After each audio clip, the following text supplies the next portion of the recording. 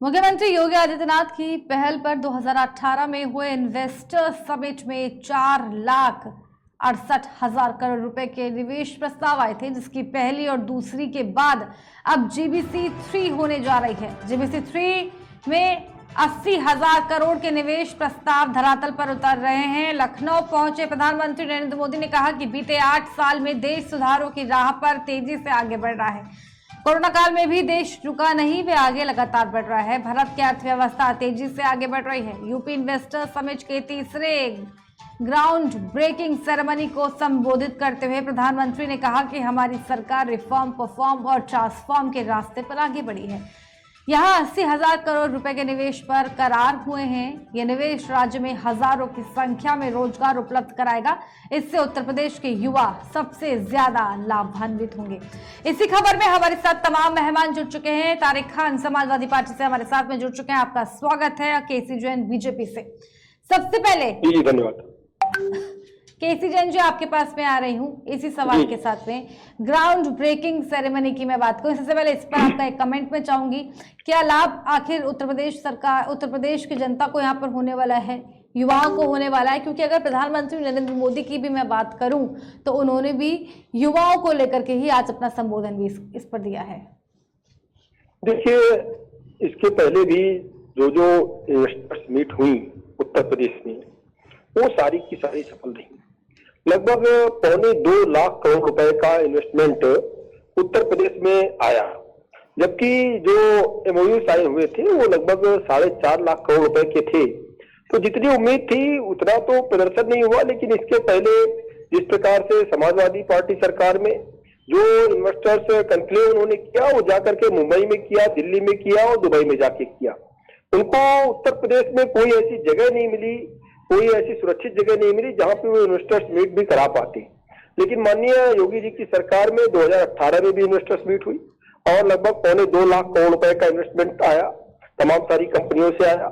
और आज माननीय प्रधानमंत्री जी ने जो इन 80 करोड़ रुपए की 80,000 करोड़ रुपए की लागत से जो तमाम सारी परियोजनाओं की जो शुरुआत की है, और इसमें तमाम सारी कंपनियां अपना अपना इन्वेस्टमेंट भी करेंगी। तो जाहिर सी बात है, चाहे इंफ्रास्ट्रक्चर को लेकर के हो या जो है चिकित्सा के क्षेत्र में लेकर के हो या स्मार्ट सिटी के डेवलपमेंट को लेकर के, तो जो काम उत्तर प्रदेश में हो रहा है इससे बिल्कुल रोजगार मिलेगा, बड़े स्तर पर रोजगार मिलेगा।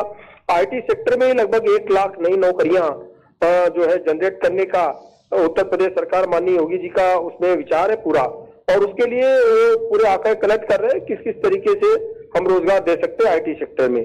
स्वास्थ्य के क्षेत्र में अभी 10,000 नौकरियां डायरेक्ट भी निकलने वाली हैं। तो कुल मिलाकर के उत्तर प्रदेश लगातार विकास करा। और माननीय प्रधानमंत्री जी मोदी जी आज जिस प्रकार से संबोधित कर रहे थे और उन्होंने इस बात को कहा कि उत्तर प्रदेश ने हमेशा आगे बढ़ करके काम किया है, यहाँ पे अच्छे संसाधन है और उम्मीद से ज्यादा उत्तर प्रदेश ने काम करके दिखाया है।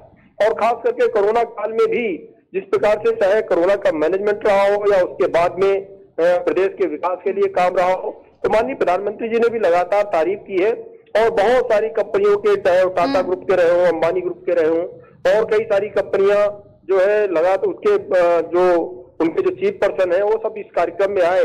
तो उत्तर प्रदेश एक सुरक्षित प्रदेश है और इसीलिए यहाँ पे इन्वेस्टमेंट भी आ रहा है। और साथ ही साथ समाजवादी पार्टी से भी यही सवाल लेंगे कि ग्राउंड ब्रेकिंग सेरेमनी को किस तरीके से समिट को देख रहा है। तारिक खान जी, ये सवाल आपसे भी लूंगी मैं। तारिक खान जी, आवाज आ रही है मेरी आप तक? आवाज आ रही है मेरी? हाँ, आवाज आ रही मेरी? बिल्कुल बिल्कुल क्लियर है, रखिए अपनी। जी।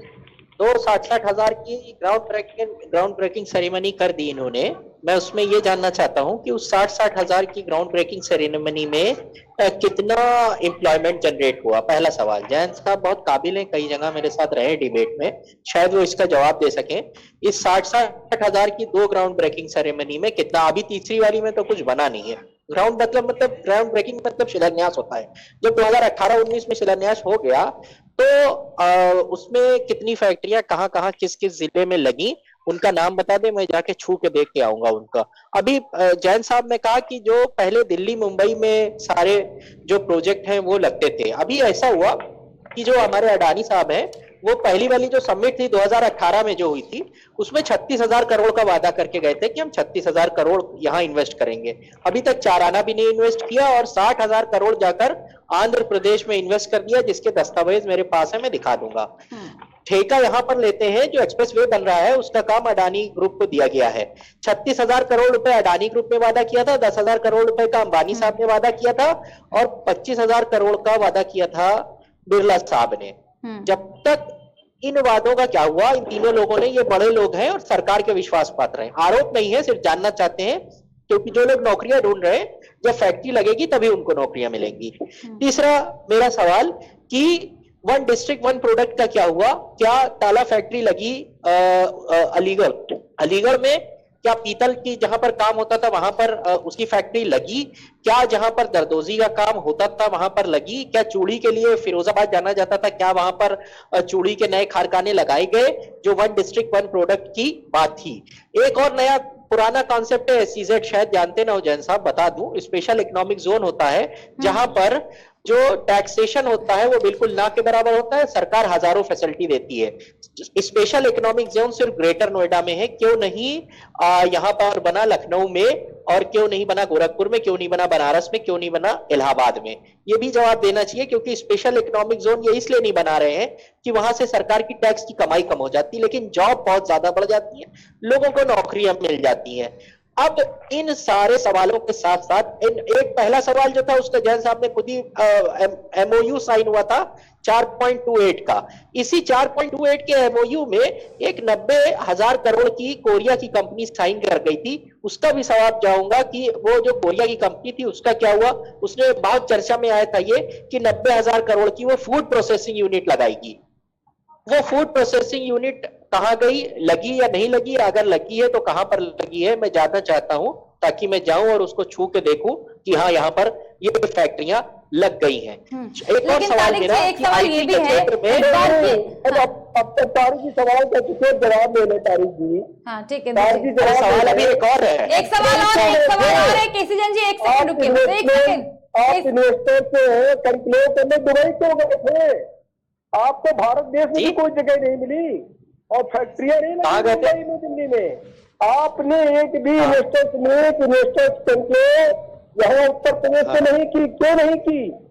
क्योंकि लोगों को डर लगता था उत्तर प्रदेश आने में। जो उत्तर प्रदेश में आज कंपनियां इन्वेस्टमेंट कर रही हैं, इन कंपनियों के जो मुखिया है, CEO है, जो उनको उत्तर प्रदेश में आने में डर लगता था, इसलिए आपने मुंबई में जाकर के इन्वेस्टर्स मीट की थी। आप तो कर रहे हैं अभी भी तो अडानी ने 60,000 करोड़ का इन्वेस्टमेंट आंध्रा में कर दिया।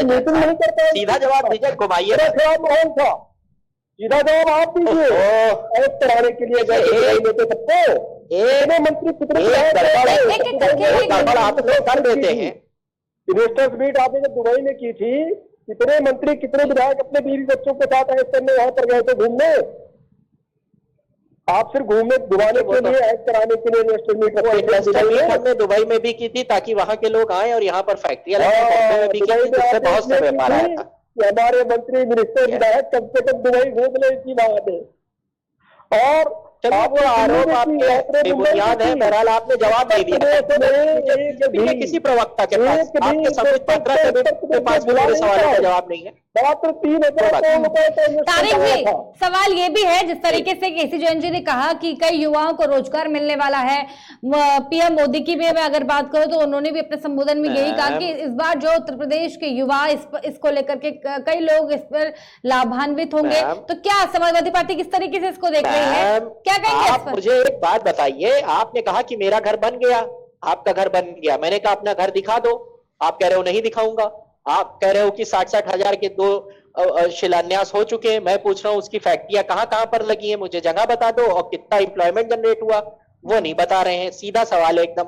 अब चले गए मेरे कार्यकाल पे। अरे हमने तो मैनिफेस्टो में डिक्लेयर किया था कि 20,000 करोड़। अब बीच में आप ही बोल लीजिए, जैसे सामने चुप दिया जनता ने आपको क्या बोल लीजिए, फर्जीवाड़े की वजह से बता दिया। 10 लाख से ज्यादा लोगों को नौकरियां मिली है। जो पहले 2 लाख करोड़ रुपए का इन्वेस्टमेंट हुआ है, इसको 10 लाख से ज्यादा लोगों को नौकरियां उत्तर प्रदेश से मिली है। इनडायरेक्ट क्षेत्र में हम जो बता रहे हैं, PMEI तो उत्तर प्रदेश सरकार लगातार जो कह रही है कि 1 करोड़ लोगों को जो रोजगार दिया, उसमें से यही 20 लाख लोग हैं जिनको इनडायरेक्ट रूप में नौकरियां दी गई। और जिसकी अभी आप बात कर रहे थे कि जो रोड बन रही थी, फला कंपनी रोड बनाने का ठेका लेती फिर नहीं बनाती है, उत्तर प्रदेश ही नहीं पूरे देश में प्रतिदिन जिस प्रकार से रोडों का डेवलपमेंट हो रहा है, विकास हो रहा है, इस तरीके से विकास कभी नहीं हुआ। और आप तो कहाँ इधर उधर घूम रहे हैं, आप तो बहुत काबिल प्रवक्ता है। मैंने पूछा आंध्रा में क्यों इन्वेस्ट किए हैं? ढूंढने लगते हैं, ये यादव था, ये मुस्लिम था, ये ब्राह्मण था। आप लोग तो विकास दुबे जैसे दुर्दांत अपराधी के साथी हैं, तो इन्वेस्टमेंट कहाँ से आता है? आज इन्वेस्टमेंट क्यों आ रहा है? क्योंकि 100 से ज्यादा दुर्दांत अपराधी मारे गए हैं और 5000 से ज्यादा दुर्दांत अपराधी जेल में हैं। इसलिए जो इन्वेस्टर्स आ रहे हैं, आज जो इन्वेस्टर्स जो आ रहे हैं, उन्हीं में से एक अपराधी ब्रजेश सिंह भी है, वो भी तो एक भी इन्वेस्टर के साथ आप मीटिंग तारिक जी एक सवाल ये भी मैं लूंगी आपसे। तारिक जी, पीएम मोदी के संबोधन में पीएम मोदी ने कहा कि मैं चुप कराइएगा जरा, जब मैं बोलूंगा तो जैन साहब बीच में न बोलें। जी प्लीज बीच में नहीं बोलेंगे, दो ही लोग हैं, आप आराम से अपनी बात रखिए ना, दो ही लोग हैं सर। आप सुनिए तारिक खान जी, पीएम मोदी ने कहा, ठीक है किसी जी लौट रही हूँ। पीएम मोदी ने कहा कि मैं पूरे विश्वास के साथ कह सकता हूं कि अगले 10 वर्षों में यूपी भारत के विकास की ताकत के रूप में हमें दिखेगा, उभरेगा उत्तर प्रदेश। हो सकता है उभार दे, अच्छा काम करेंगे, विपक्ष का काम ही है ये, सराहना करेंगे। लेकिन अभी फिलहाल इन्होंने कहा कि हमारा घर बन गया, हमने 120 लाख करोड़ का घर बना दिया, 1,20,000 करोड़ का 67,000 के 2 आपने वो कर दिए, शिलान्यास कर दिए। मैं सिर्फ ये पूछ रहा हूं कि उनको कितनी फैक्ट्रियां कहां पर आपने बनाई, 1 डिस्ट्रिक्ट 1 प्रोडक्ट का जो आप एक मसौदा लेकर आए थे। ये सब जितने लोग हैं ये सैलानी बनकर, बड़े अंबानी, अडानी और बिरला ग्रुप ये यहाँ आते हैं, उत्तर प्रदेश में घूम टहल के और चले जाते हैं। इन्वेस्टमेंट आपने आंध्रा में क्यों किया? ये सवाल सरकार को जरूर पूछना चाहिए। देखिए हम आपको बताएं, आखिरी स्टेटमेंट आपका लूंगी मैं, उसके बाद आगे रुक करेंगे अगली खबर की तरफ। जी देखिए, उत्तर प्रदेश में 2.25 लाख करोड़ रुपए का जो इन्वेस्टमेंट हुआ है, उनमें से 20,000 करोड़ रुपए का तो जो डिफेंस कॉरिडोर बन रहा है, केवल 20,000 करोड़ रुपए तो उसमें, और साथ ही साथ तमाम सारी कंपनियों में यहाँ पर इन्वेस्टमेंट किया।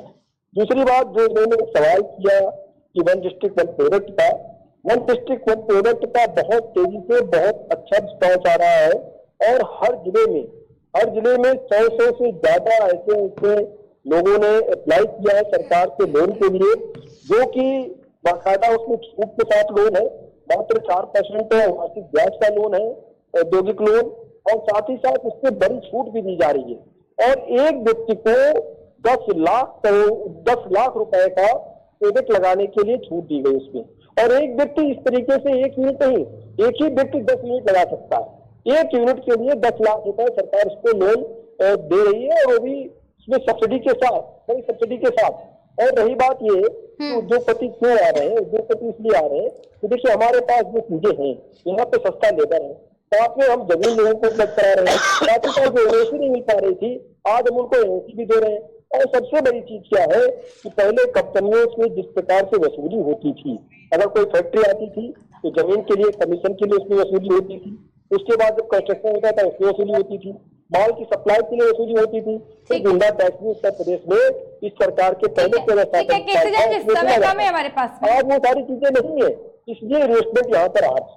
ठीक है केसी जैन जी, समय कम है हमारे पास में। बहुत धन्यवाद आपका केसी जैन जी, तारिक खान जी, इस खबर में हमारे साथ जुड़ने के लिए बहुत धन्यवाद। आप दोनों का रुख करेंगे हमारी अगली खबर की तरफ, लेकिन उससे पहले एक छोटा सा ब्रेक। जल्द हमारे साथ देखते रहिए घड़ी न्यूज।